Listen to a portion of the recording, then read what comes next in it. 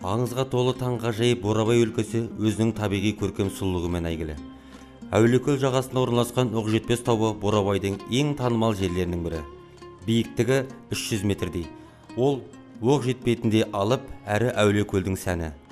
Оқжетпес Көкшетау қыратының ең биік жері. Гранитті жартастан түзілген беткейі тік жартастарында тербеле жайқалған қарағай мен қайың өседі.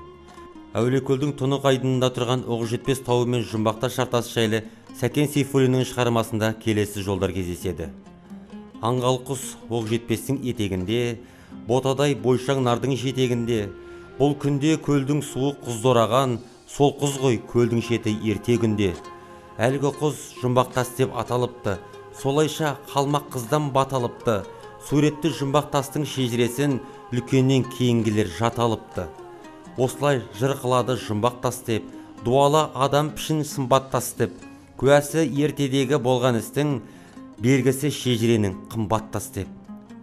Бұл жерде келесі аңыздың астары бар.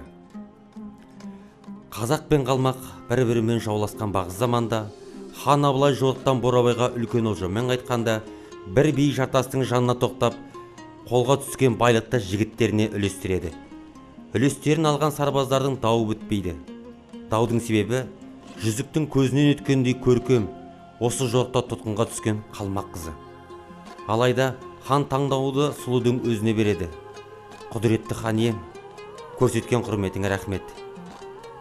Менің мына аппақ орамалым анау жылтыр жартастың ең құзар шыңнәлінсін.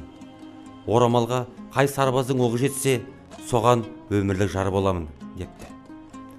Сарбаздар жебелерін бірінен соң бірін аспанға атқылағанмен, оқтар нысанаға жетпей, даурық жүргенде жерінен, сүйіктісінен айылған ару шың басынан Әулиекөл көліне секіреді.